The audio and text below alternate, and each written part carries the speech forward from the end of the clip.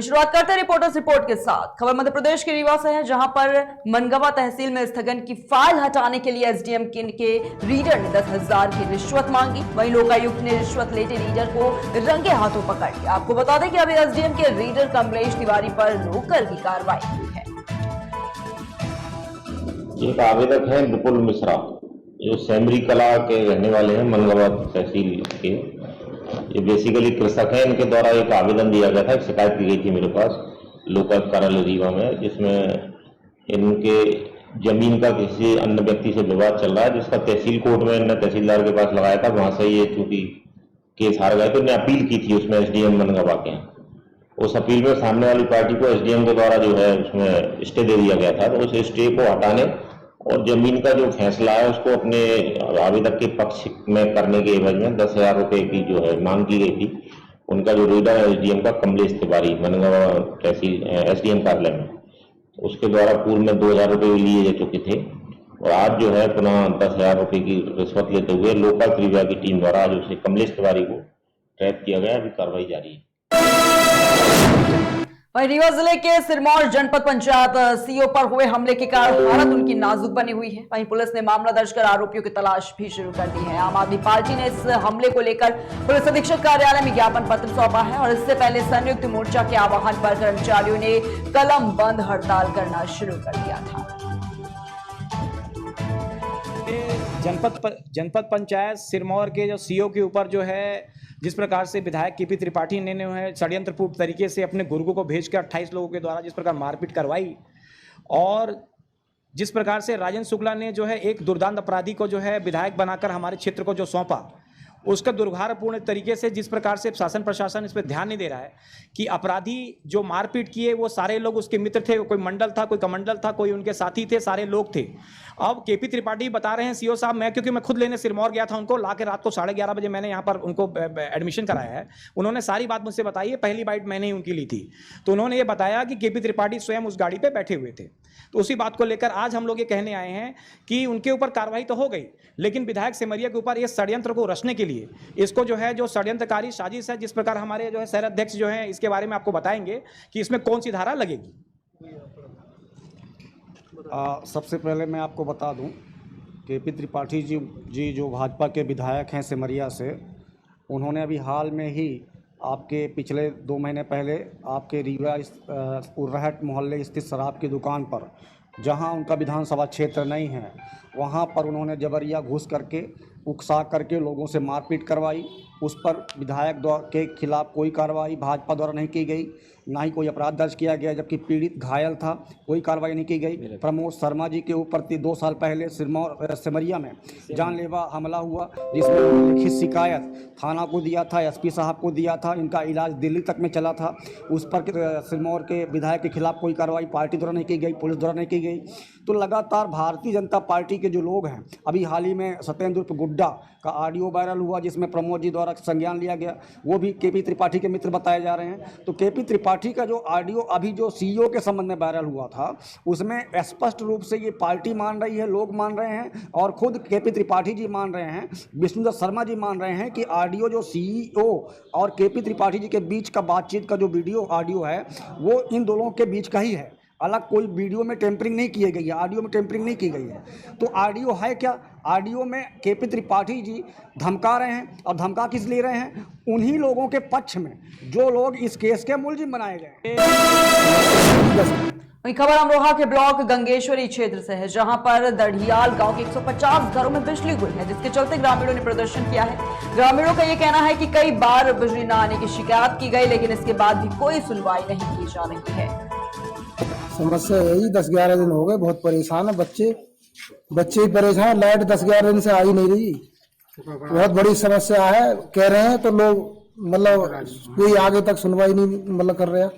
आपने शिकायत की? शिकायत भी करी है साहब, जी हिसाब से कहा, 2-3 बार कहा, लैंडमैन से ही भगवान दास से भी कहा, फोन नहीं उठाया, बाकी वो फोन भी नहीं उठा रहे, रिसीव कर ही ना रहे, उठा ही ना रहे।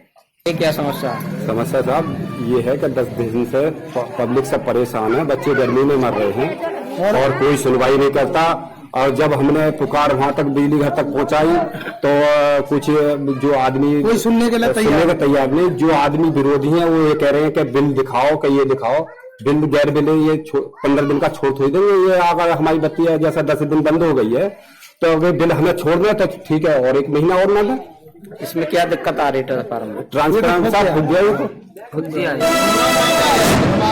वहीं खबर सिद्धार्थ जिले से है, जहां पर सिविल बार एसोसिएशन के अध्यक्ष अंजलि कुमार दुबे सहित तमाम अधिवक्ताओं ने जिला अस्पताल पर धरना प्रदर्शन किया है। मैं आपको बता दें कि 2 दिन पूर्व की रात में युवा अधिवक्ता उमाशंकर गोंड इलाज के अभाव में उनकी मृत्यु हो गई थी, जिसको लेकर अधिवक्ताओं ने जिला अस्पताल पर धरना प्रदर्शन कर नारेबाजी करते हुए यह आरोप लगाया है कि जिले में स्थापित मेडिकल कॉलेज में उपलब्ध सुविधाओं का डॉक्टरों की लापरवाही से मरीजों को प्राप्त नहीं हो पा रहा है, जिससे कि आए दिन मरीजों की मृत्यु होती रहती है।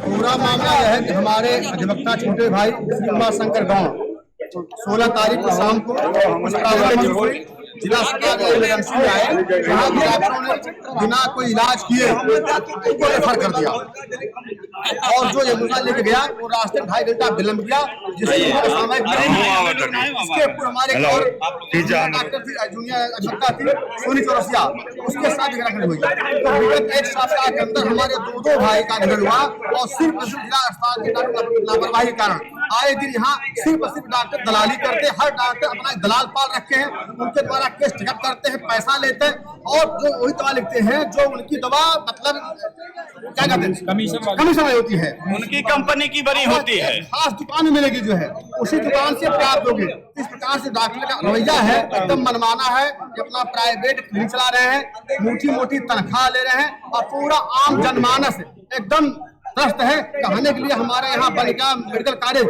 लेकिन सिर्फ बिल्डिंग है, हाथी का दांत कुछ भी नहीं है। हम इस डॉक्टर के जो रवैया है इसके खिलाफ हैं। हम चाहते हैं कि हमारे सर्व समाज को जो व्यक्ति हो उनकी उचित इलाज हमारे। वहीं खबर एटा से है, जहां पर राजकीय सम्मान के साथ शहीद अमित कुमार का अंतिम संस्कार हुआ। क्षेत्र के हजारों लोगों ने नम आंखों से शहीद अमित कुमार को अंतिम विदाई दी। वहीं भतीजे ने शहीद चाचा को मुखाग्नि।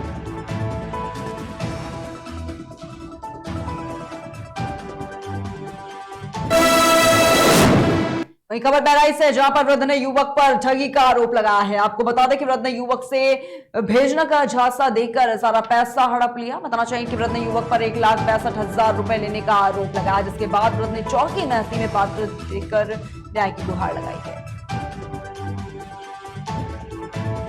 आज आपने जो है थाना अध्यक्ष को एक एप्लीकेशन दिया है, किस विषय पर एप्लीकेशन दिया, क्या मामला है? हमारे दुकान पे एक आदमी आता था पढ़ोइया का, उसका नाम था सुब्राती जी। तो हमारे लड़के से कहने लगा कि हमारे लड़के वहाँ सऊदी में रहते हैं और आप वहाँ, तो हमारा लड़का कहने लगा कि हमको सऊदी जाना है, इसलिए जो है हमको पैसे दे दीजिए, हम सऊदी भेज देंगे। कितना पैसा दिया आपने? तो उसको 1,65,000 रुपया दिया है। अच्छा, तो आपका लड़का जो है सऊदी नहीं जा पाया? सऊदी के लिए पैसा उसको 3 मरतबा में मैंने कैश दे दिया। उसके बाद में वो कहने लगा कि आपकी दिल्ली से टिकट करवाएंगे। तो हम कहा ठीक है, 15 दिन हुआ। उसके बाद फिर वो कहने लगा कि हम अब दिल्ली से नहीं करवा पाए। आज आपने जो है थाना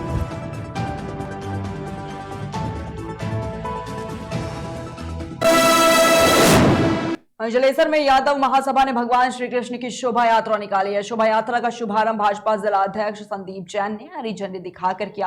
वहीं भगवान श्री कृष्ण की शोभा यात्रा से पूर्व नागेश्वर बगीचे पर हवन यज्ञ भी किया गया। वहीं हवन महंत नंदगिरी महाराज ने कराया।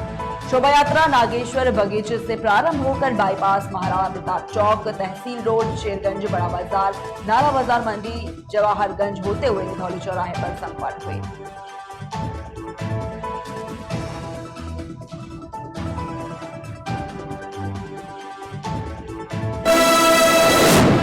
वहीं खबर मथुरा से है, जहां पर जामुनावता गांव में बनी सरकारी गौशाला में अव्यवस्थाएं पाई गई हैं। कुंभनदास की ये गौशाला सरकार के अधीन संचालित बताई जा रही थी, मगर इस गौशाला की हाल स्थिति देखी जाए तो गाय अपनी बदहाली पर रोती नजर आ रही है। गौशाला में गंदगी का मार लगा हुआ है और स्थानीय ग्रामीणों ने गौशाला में व्याप्त विभिन्न समस्याओं को लेकर जिला पंचायत अध्यक्ष चौधरी किशन सिंह से शिकायत भी की है। और उन्होंने ग्रामीणों को गौशाला का निरीक्षण कर जल्द से जल्द गायों के लिए उत्तम व्यवस्था करवाने का आश्वासन दिया है। वहीं अब देखना यह होगा कि प्रशासन और जिम्मेदार सोर ध्यान देकर अव्यवस्थाओं को सुधारने का कार्य करेंगे या फिर यूं ही गाय तमाम मुश्किलें झेलते रहेंगे। जिला की जैसा कि अभी यहाँ जिला पंचायत अध्यक्ष आए थे, उन्होंने गौशाला का निरीक्षण किया, उसके बारे में क्या कहेंगे और उनसे क्या यहाँ की शिकायतें दर्ज कराई? शिकायत ये थी हमारी, ये गऊ है जो इंटरलॉकिंग की बोला था तो इसमें छारा हो गया, 3 डल जाए गायों के लिए। हमारे चौधरी साहब, ये कसीम चौधरी साहब आए थे, उन्होंने देखा था तो उन्होंने बोल दिया है कि आप हमसे मिलो, प्रधान को लेकर, ग्राम पंचायत प्रधान को लेकर हमसे मिले और आपकी समस्या का समाधान करें। जैसा कि यहाँ गौशाला की दुर्दशा देखने को मिल रही है, इसके बारे में क्या कहना चाहेंगे आप? इस बारे में कहना चाहेंगे, जो खांचे खच्चर में ये गाय पड़ी है, बड़ी परेशानी है रही है। हम योगी जी से यही निवेदन करना चाह रहे हैं कि इसमें भी इंटरलॉक हो जाए तो ये गऊ परेशान नहीं हो। कुमलदास जी महाराज की गौशाला है और आपको विधायक जी से निवेदन है, विधायक जी से निवेदन है, विधायक जी कर दे, अपनी नदी से कोई कर दे तो हमारा यही निवेदन है। ये गौ माता सेवा कर रहे हैं, सब लोग कर रहे हैं और पाल रहे हैं तो बढ़िया तरह। फरुखाबाद में तेज रफ्तार का कहर देखने को मिला है। यहाँ पर पीलीभीत के सीओ की कार रोडवेज बस से टकरा गई और इस दौरान सीओ गंभीर रूप से घायल हो गए हैं। घटना की सूचना पर पहुंची पुलिस ने तत्काल घायल सीओ को इलाज के लिए अस्पताल में भर्ती कराया है। अब एक सीओ सिटी आए हैं, ये कहाँ की सीओ सिटी है और कहाँ इनका एक्सीडेंट हुआ, कुछ जानकारी है क्या? जी, हमारे पास अभी एक सीओ सिटी आए हैं पीलीभीत के, उनका नाम है सुनील दत्त, 56 उम्र। वो एक्सीडेंट दुर्घटनाग्रस्त हुए हैं और उनकी छाती में दर्द है, तो हमने उन्हें एक्सरे प्रिस्क्राइब किया चेस्ट का। अगर उनकी पसली में फ्रैक्चर होगा तो हम उन्हें फर्दर रेफर करेंगे। बाकी उनका प्राथमिक उपचार कर दिया गया है यहाँ लोहिया में, बाकी वो इस समय स्टेबल है। खबर फरुखाबाद से, जहां पर लोगों को नाले की समस्या से जूझना पड़ रहा है। आए दिन नाली के पानी को लेकर विवाद होते रहते हैं और ग्राम प्रधान ने भी इसका कोई निर्णय नहीं लिया है। बताना चाहेंगे कि इसी को लेकर ग्रामीणों ने डीएम से लेकर ब्लॉक प्रमुख तक शिकायत की है, लेकिन अभी तक कोई सुनवाई नहीं हुई।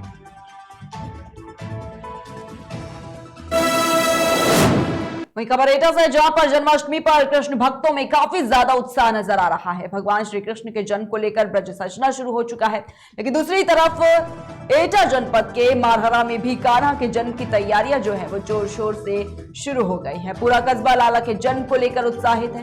तो वहीं मारहरा का एक समाज ऐसा भी है जो करीब 85 साल से पुराना राधा कृष्ण का एकमात्र मंदिर के अस्तित्व को बचाए हुए हैं। मारहरा के मोहल्ला मीरा की सर्राय में सन 1937 को पंचायत कर राधा कृष्ण का मंदिर बनाया गया। यहाँ के स्थानीय लोग ये बताते हैं कि पहले झोपड़ी में मंदिर की स्थापना की गई, फिर धीरे धीरे चंदा इकट्ठा कर इसका निर्माण कराते रहे।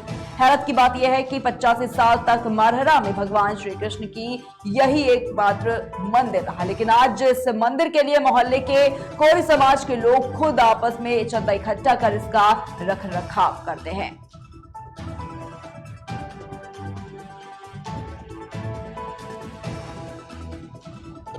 इस पे तो ये समझ लो कि हम साल की साल दीपावली पे अपनी सजावट करते हैं, जन्माष्टमी की सजावट करते हैं और उसके बाद छोटा मोटा प्रोग्राम भी होता है जन्माष्टमी पे बच्चों का मनोरंजन, और अपनी कोली समाज से चंदा कर करके दीवार फीवार चारों तरफ से एक सी करी है।